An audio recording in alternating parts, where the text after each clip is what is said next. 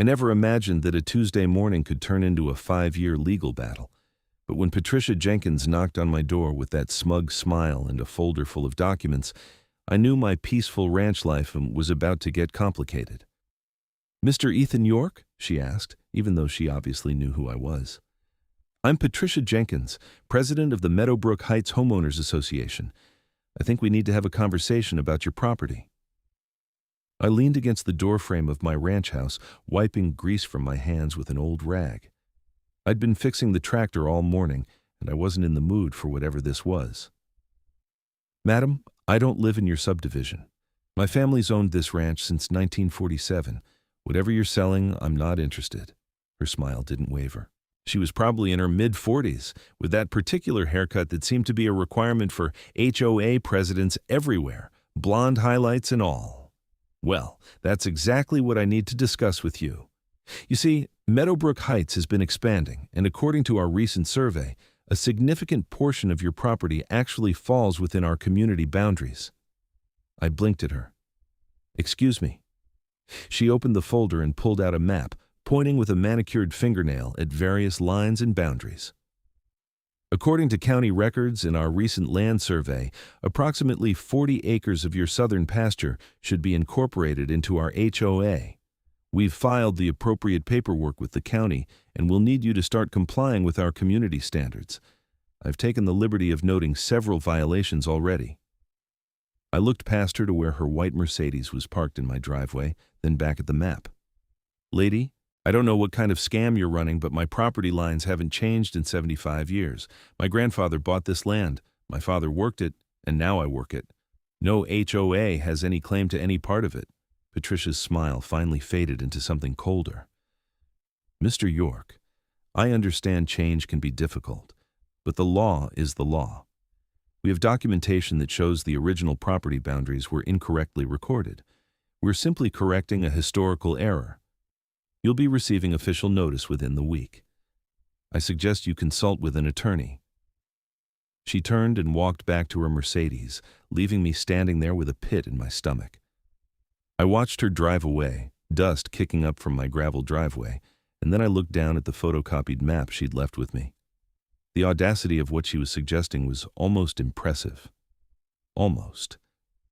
I called my attorney, Marcus Webb, that same afternoon. Marcus had handled my father's estate when he passed, and he was familiar with the ranch's history and documentation. "Ethan, this is ridiculous," Marcus said after I explained the situation.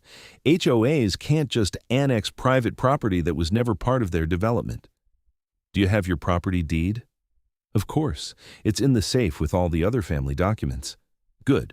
Bring everything to my office tomorrow. Every deed, every survey, every property tax record you can find. If they've really filed paperwork with the county, we need to get ahead of this immediately." That night, I sat in my father's old office going through decades of paperwork. The ranch was 320 acres of prime Texas Hill country land, just outside of Fredericksburg. Meadowbrook Heights had been built about 8 years ago on what used to be the Henderson farm, after old Bill Henderson died and his kids sold off the property to developers. The subdivision was one of those planned communities with identical houses, strict rules about lawn maintenance, and apparently territorial ambitions. I found what I was looking for around midnight. Tucked into an old file box were the original property surveys, deeds going back to the 1940s, and something even more interesting: water rights documentation. My grandfather had been smart. When he bought the property, he'd also secured the water rights to the underground aquifer that ran beneath both our ranch and what was now Meadowbrook Heights. Back then, it hadn't seemed like a big deal. But now, looking at these documents, I realized I owned something they desperately needed. The next morning, I drove into town with a box full of documents. Marcus spread everything across his conference table, examining each piece carefully. "Your property lines are crystal clear," he said. "There's no ambiguity here. But I'm concerned about what they might be trying to pull. Let me make some calls to the county clerk's office and see what they've actually filed." It took him 2 days to get back to me, and when he did, his voice was tight with anger. "Ethan, they filed a petition to redraw the district boundaries based on a survey they commissioned themselves. The survey claims there was an error in the original property description from 1947, and that 40 acres of your land was always meant to be part of the parcel that eventually became their subdivision. That's insane. How can they just make that up?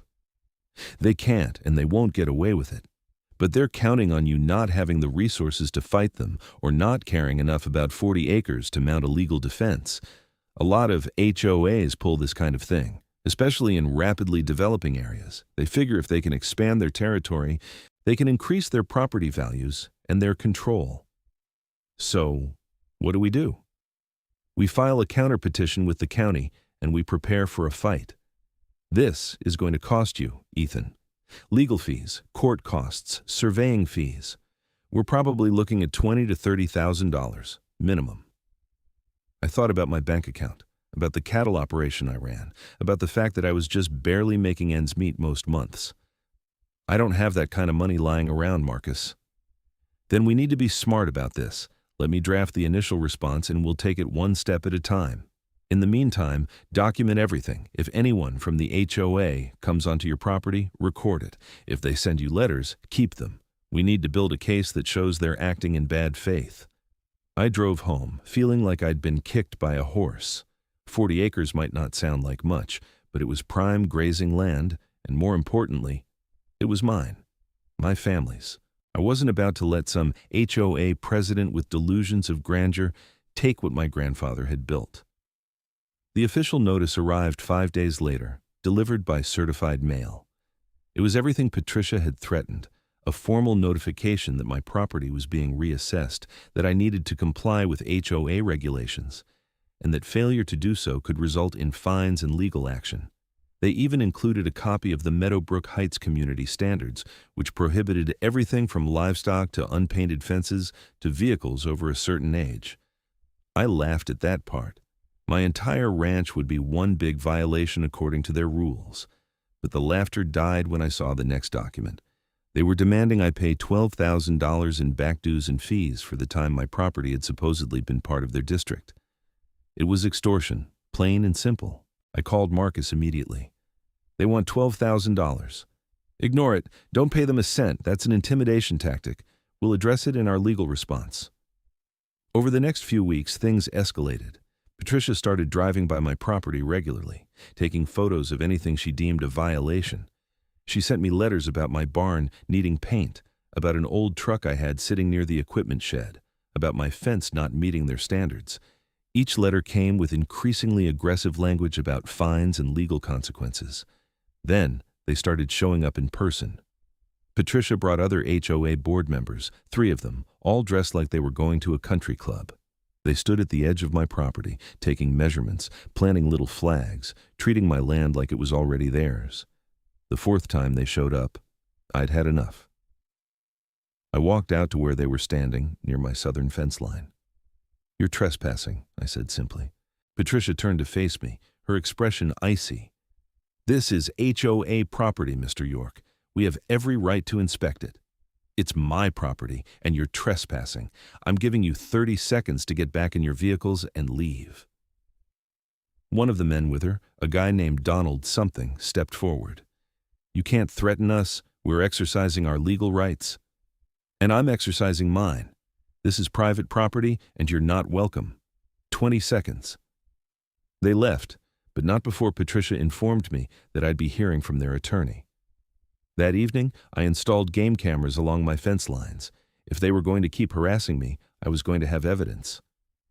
Marcus filed our counterpetition with the county in early April.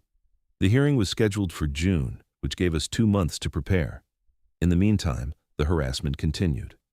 Patricia filed a complaint with the county about my cattle operation, claiming it was a nuisance.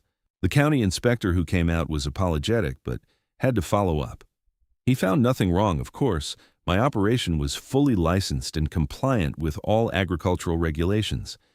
Then she filed a complaint with the state environmental agency, claiming my cattle were polluting the groundwater. That investigation took 3 weeks and cost me time and stress, but again, came up empty. I was starting to understand that Patricia Jenkins wasn't just trying to expand her HOA's territory. She was trying to drive me out entirely. If she could make my life miserable enough, maybe I'd sell.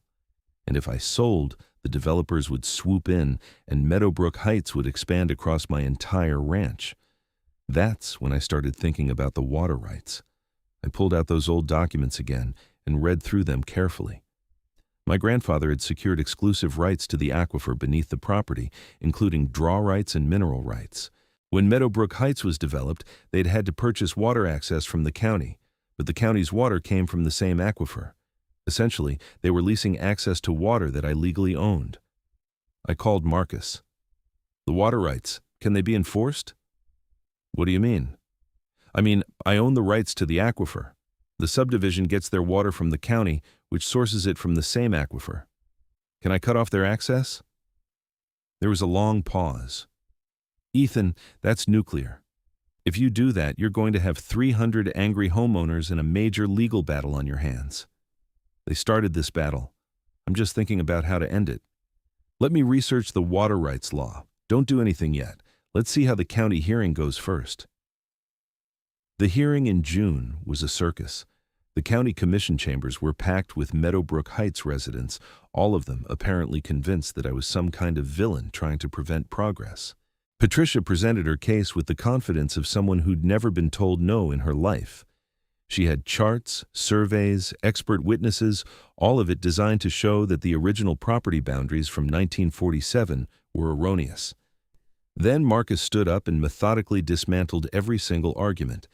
He presented the original surveys, certified and notarized. He presented the continuous chain of property tax records, all showing the same boundaries.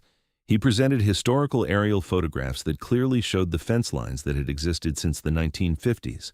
And then, for good measure, he presented affidavits from 3 different surveyors, all confirming that the HOA's survey was fundamentally flawed. The county commissioners weren't stupid. They could see what was happening. After 4 hours of testimony, they denied the HOA's petition unanimously. I thought that would be the end of it. I was wrong. Patricia Jenkins didn't take defeat well. Within a week, the HOA filed a lawsuit in district court, claiming that even if the property boundaries were correct, my ranch constituted a nuisance that was damaging their property values. They wanted an injunction to force me to cease agricultural operations. Marcus was furious. This is harassment, pure and simple. They're abusing the legal system. So what do? We defend and we counter-sue. Harassment, abuse of process, trespassing. We're going to hit them with everything. But lawsuits are slow and expensive, and in the meantime, Patricia ramped up her campaign. She organized protests at county commission meetings, claiming I was an environmental hazard. She gave interviews to local newspapers, painting herself as a concerned citizen trying to protect her community from a dangerous, unregulated ranch. She even got a petition going, trying to change county ordinances that would effectively outlaw cattle ranching in areas adjacent to residential developments. I was losing money fighting her. Legal fees were piling up. I'd had to take out a loan against the ranch just to keep up with the costs. And every day, I watched those pristine houses in Meadowbrook Heights with their perfect lawns and their 3-car garages, and I felt the anger building. That's when I made the decision. I called Marcus and told him to move forward with the water rights research. It took him 3 weeks to come back with an answer, and when he did, there was something like awe in his voice. Ethan, your grandfather was either brilliant or incredibly lucky. The water rights he secured in 1949 are ironclad. You own exclusive rights to the aquifer beneath your property and extending into what is now Meadowbrook Heights. The county's water district has been operating under an assumed easement that was never properly legally established. Meaning you can legally restrict access to that water source. You can't cut off the county entirely because they have some historical precedent for use, but you can absolutely limit it. And Meadowbrook Heights? They're not county. They're a private subdivision that contracts with the county for water. If you restrict the county's access, the county will have to reduce service. And guess who gets cut first? The newest, least essential customers. Exactly. What would it take? You'd need to file a water rights enforcement action with the State Water Commission. It's legal, it's defensible. But Ethan, I need you to understand what you're about to do. You're going to make a lot of people very angry. This could get ugly. I thought about the harassment, The lawsuits, the stress that had kept me up at night for months. I thought about Patricia Jenkins and her smug smile and her entitled belief that she could take whatever she wanted. "File it," I said.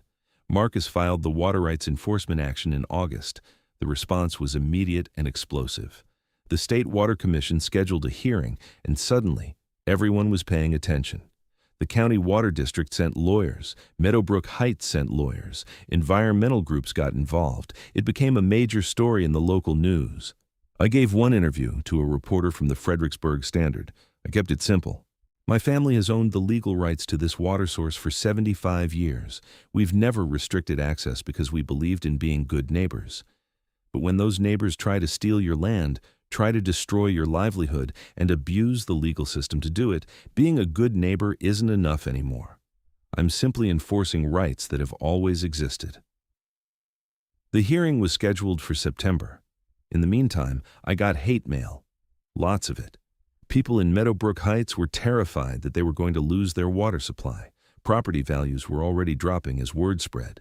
Patricia Jenkins gave angry interviews calling me everything from greedy to vindictive to dangerous. But something else happened too. I started getting support. Ranchers from across the county reached out, offering solidarity. They'd all seen the way developments were encroaching on agricultural land, the way HOAs were trying to impose their rules on properties that had been there long before the subdivisions existed.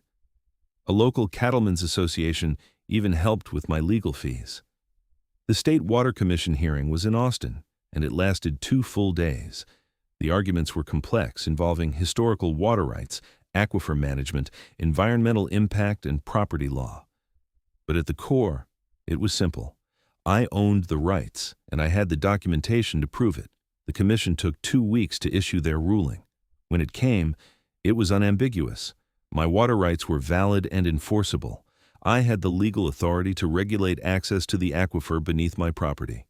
The county water district's usage was grandfathered in, but could be limited. And Meadowbrook Heights? They had no protected rights at all. I didn't cut off their water immediately. I'm not a monster, but I did exercise my rights to limit the draw from the aquifer. The county water district had to reduce service to Meadowbrook Heights by 40%. Suddenly, those perfect green lawns started turning brown. Car washes became luxuries. Property values dropped even further. Patricia Jenkins showed up at my door 3 days after the ruling took effect. She looked different this time. Tired, scared. The smug confidence was gone. "Mr. York, please, we need to talk." I didn't invite her in. "I think we've done enough talking. You're destroying the community. People's property values are collapsing. Some families have their entire life savings tied up in their homes. You're hurting innocent people. Funny, I don't remember you caring about hurting innocent people when you tried to steal my land, or when you filed frivolous lawsuits, or when you gave interviews calling me a dangerous environmental hazard. I was wrong, okay? I admit it. We shouldn't have tried to annex your property. But this is too much. You're going too far. I'm enforcing my legal rights, the same rights my grandfather secured 75 years ago. You made this personal, Patricia. You tried to destroy me. Why should I show you mercy now?" Tears started forming in her eyes. Real ones, I think. "What do you want? What will it take for you to restore the water?" I'd been thinking about this for weeks. First, the HOA drops all lawsuits against me immediately. All of them. Second, the HOA issues a public apology and acknowledgement that they acted improperly. Third, the HOA pays all of my legal fees, which are currently sitting at about $47,000. And fourth, the HOA signs a permanent easement acknowledging my property boundaries and agreeing never to challenge them again. That's impossible. We don't have that kind of money. Then you'd better figure it out, because every day that passes, property values in your subdivision keep dropping. How long before people start walking away from their mortgages? How long before the banks get involved? How long before Meadowbrook Heights becomes a ghost town? She left without another word, but I knew the message had been received. The HOA board met in emergency session that night. I know because several residents reached out to me, begging me to reconsider. Some were angry, but most were just desperate. These were regular people who'd bought houses in what they thought was a nice community, and now they were caught in the middle of a war they didn't start. I felt bad for them, honestly. But I also knew that if I backed down now, Patricia and her board would see it as a weakness, and this would never end. It took another week of negotiations. The HOA's attorney, a sharp woman named Rachel Guerrero, reached out to Marcus directly. She was more reasonable than Patricia had ever been. "Mr. York, my clients understand they made serious mistakes. They're prepared to meet your terms with one modification. They can't pay $47,000 immediately. They're requesting a payment plan, 6 months, with interest." Marcus and I talked it over.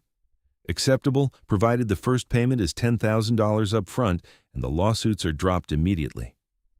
Agreed. The settlement was finalized in October. The HOA dropped all lawsuits with prejudice, meaning they could never refile the same claims.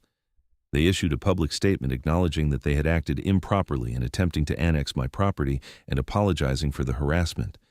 They made the first payment of $10,000, with the remaining $37,000 to be paid over 5 months, and they signed an easement that was recorded with the county, permanently establishing my property boundaries and their agreement not to challenge them. In exchange, I restored full water access to the aquifer. Within 48 hours of the water being restored, the hate mail stopped. Property values in Meadowbrook Heights stabilized. Life started returning to normal. But I wasn't quite done.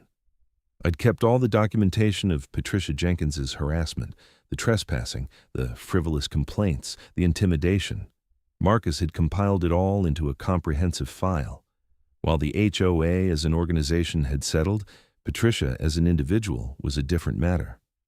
I filed a personal lawsuit against her for harassment, trespassing, and defamation. The defamation claim was based on the interviews she'd given, calling me a dangerous environmental hazard and claiming my ranch was polluting groundwater, all of which had been proven false by county and state inspections. Patricia tried to hide behind the HOA's settlement, but Marcus argued that her actions went beyond her role as HOA president and into personal vendetta territory. The court agreed. The case went to mediation in December. Patricia showed up looking defeated. The HOA had actually removed her as president after the settlement, and several residents had filed complaints against her with the board. She was facing her own legal bills and the possibility of a judgment she couldn't afford. "I lost my position because of you," she said during a break in mediation. "You lost your position because of you," I replied. "I was just living my life, running my ranch. You're the one who decided to try to take what wasn't yours. You're the one who made it personal.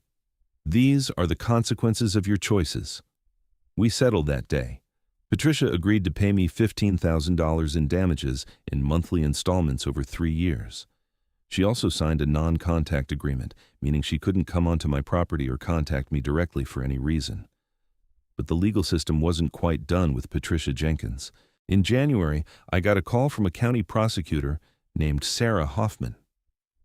"Mr. York, I've been reviewing the documentation from your case against the Meadowbrook Heights HOA. I'm seeing evidence of some potentially criminal activity. Do you have time to come down to my office?" I met with her the next day. She spread out documents across her desk, including copies of the fraudulent survey Patricia had commissioned. The surveyor who did this work has been cooperative. He claims Patricia Jenkins approached him and specifically asked him to create a survey that would show your property boundaries were incorrect. She offered him $10,000 to falsify the results. I stared at the documents. That's fraud. Yes, it is. It's also forgery, because the survey was submitted to the county with false certifications, and it's potentially theft by deception, since she was attempting to acquire property rights through fraudulent means. I'm building a case against her, but I need your cooperation. Would you be willing to testify? Absolutely. The investigation took 3 months. The surveyor flipped completely, providing emails, text messages, and recorded phone calls where Patricia had explicitly instructed him to falsify the survey results. The prosecutor also found evidence that Patricia had used HOA funds to pay for the fraudulent survey, which added embezzlement charges. Patricia Jenkins was arrested in April, almost exactly a year after she'd first knocked on my door. The charges were serious: fraud, forgery, embezzlement, and attempted theft. The local news covered it extensively, and the story went regional. HOA president arrested for attempting to steal ranch land through fraudulent survey became a cautionary tale about HOA overreach. I didn't attend the trial. I'd given my testimony during the grand jury phase and didn't need to be there for the actual proceedings. But I followed the news coverage. Patricia's attorney tried to argue that she'd been acting in what she believed were the HOA's best interests, but the evidence was overwhelming. The jury found her guilty on all counts. The sentencing was in July. Patricia received 5 years probation, was ordered to pay restitution to both me and the HOA, and was banned from serving on any HOA board in the state of Texas. She would have faced jail time, but the judge took into account her lack of prior criminal record and the fact that she hadn't ultimately succeeded in her fraud. I did attend the sentencing, sitting in the back of the courtroom. When it was over, Patricia's attorney approached me in the hallway. "My client wanted me to tell you she's sorry for all of it."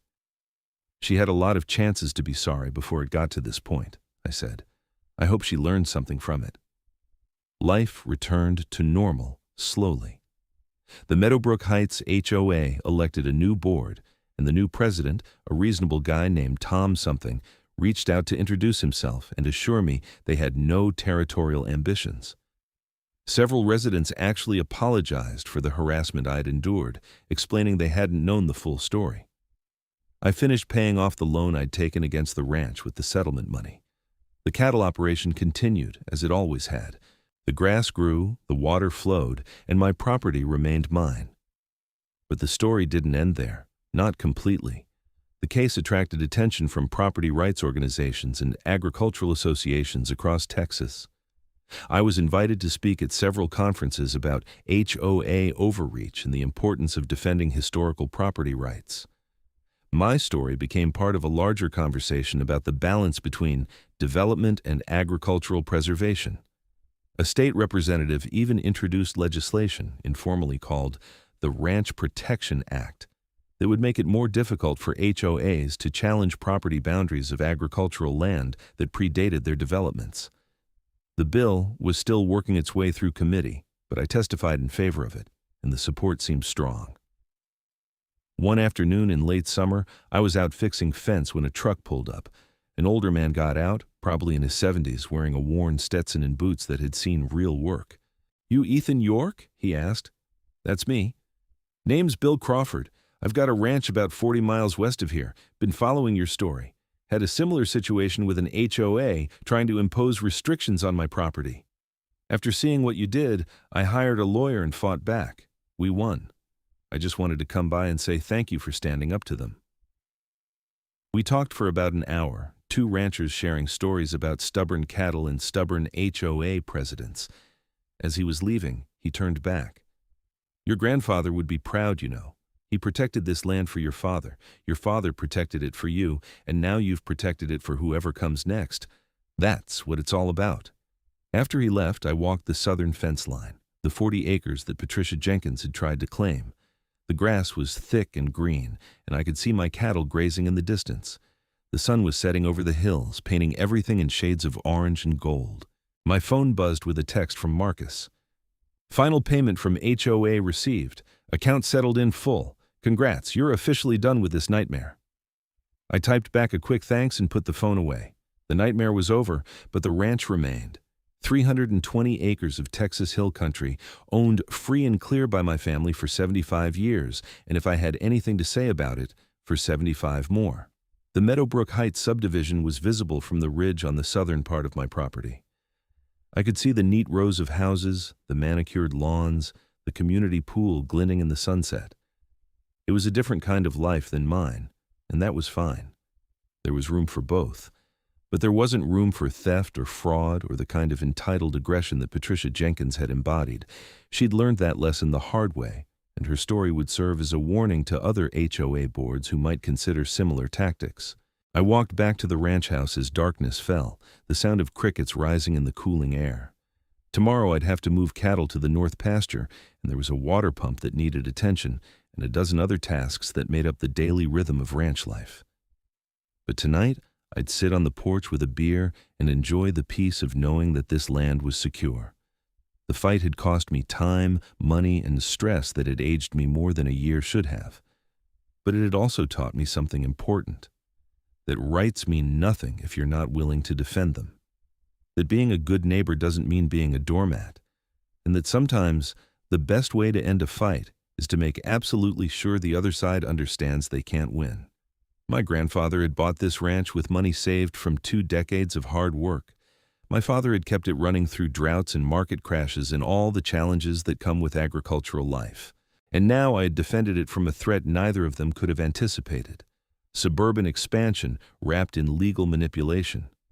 The ranch would be here long after I was gone, long after Meadowbrook Heights had aged from a new development into just another neighborhood. The land endured. That was the lesson my grandfather had understood when he secured those water rights back in 1949. He'd been thinking generations ahead, protecting not just the land, but the resources that made it viable. I raised my beer bottle in a silent toast to him and to my father and to all the stubborn ranchers who'd defended their land against those who would take it. The fight was over. The ranch remained. And that was exactly how it should be. 3 months later, in November, I got a letter from the Texas Cattlemen's Association. They were giving me an award for advocacy and defense of agricultural property rights. The ceremony was in Fort Worth, black tie, the whole thing. I almost didn't go, but Marcus convinced me it would be good publicity for the Ranch Protection Act, which was still working its way through the legislature. So I bought a suit, probably the first one I'd owned in a decade, and drove to Fort Worth. The ballroom was full of ranchers and agricultural business people, all dressed up but still somehow maintaining that indefinable quality that marked them as people who worked the land. The association president, a woman named Dorothy Chen, who ran a massive operation in the Panhandle, presented the award with a speech about the importance of standing up to illegal encroachment. "Ethan York represents the best of what we do," she said. "He didn't back down, he didn't roll over, and he didn't let anyone take what his family had built. His fight protected not just his ranch, but set a precedent that will help defend agricultural land across this state for years to come." I accepted the award, said a few words about property rights and the importance of the ranching community, and then got off stage as quickly as possible. I've never been comfortable with that kind of attention. But afterward, at the reception, something interesting happened. A young couple approached me, probably in their early 30s. "Mr. York, I'm Jennifer Martinez, and this is my husband Carlos. We own a small ranch outside of San Antonio, and we're dealing with a similar situation. An HOA is trying to force us to relocate our horses, saying they're a nuisance. Do you have any advice?" I spent the next hour talking with them and with several other ranchers who were facing various forms of suburban encroachment. By the end of the night, we'd formed an informal network, exchanging contact information and promising to support each other's fights. That's when I realized that what had happened to me wasn't just my story anymore. It was becoming part of a larger movement to protect agricultural land from inappropriate development pressure. The individual battle I'd fought had become part of something bigger. The Ranch Protection Act passed in March of the following year. It wasn't perfect, but it made several important changes. HOAs were now required to provide clear and convincing evidence before challenging property boundaries of agricultural land that predated their development. Frivolous lawsuits against ranchers and farmers would face expedited dismissal and could result in sanctions. And perhaps most importantly, the law clarified water rights in situations where historical agricultural claims conflicted with newer residential development. I was invited to the bill signing in Austin. The governor, a rancher himself before he got into politics, made a point of shaking my hand and thanking me for fighting back against the HOA overreach. "You know," he said, "my family almost lost our ranch to a similar situation back in the 90s. We got lucky and they backed down. You made sure other families won't have to rely on luck." As I drove back to the ranch that day, I thought about all the people who'd reached out to me over the past 2 years. The ranchers, the farmers, the rural property owners who'd been fighting their own battles against HOAs and developers. We'd all been isolated, thinking we were alone in our struggles. But we weren't alone. We were part of a community that stretched across Texas and beyond, people who understood that the land meant something more than just property values and development potential. Life on the ranch continued its eternal rhythm. Calving season, branding, moving cattle between pastures, maintaining fences and equipment, all the 1,000 tasks that made up ranching life. But there was a piece to it now that hadn't existed during the fight with Patricia Jenkins and the HOA. The Meadowbrook Heights community had stabilized under new leadership. Property values had recovered once the water situation was resolved. Tom, the new HOA president, actually turned out to be a decent guy. He stopped by once to drop off a gift basket as an apology from the community for what I'd endured. We talked for a while, and I learned he'd bought his house just before the whole situation had exploded, and had been as horrified as anyone by what Patricia had been doing. Most of us just wanted a nice place to raise our kids, he said. We had no idea the board was pulling that kind of thing. When the truth came out, a lot of residents were furious. Patricia had to move away. The backlash was intense. I didn't feel particularly sorry for Patricia Jenkins, but I also didn't waste energy on hatred. She'd made her choices and faced the consequences. That was justice, and it was enough. One evening, about 2.5 years after Patricia had first knocked on my door, I was sitting on the porch watching the sunset when my phone rang. It was Marcus. "Ethan, you're not going to believe this. Remember that surveyor who testified against Patricia? Turns out he's been singing like a canary about other HOAs that hired him to do similar fraudulent surveys. The state attorney general's office has opened investigations into 3 different HOA boards across Texas. They're using your case as the template for prosecution." So it wasn't just Patricia. Apparently not. This kind of land grab has been happening all over the state, usually targeted at smaller property owners who can't afford to fight back. But now that you set the precedent, prosecutors have a roadmap for how to handle these cases.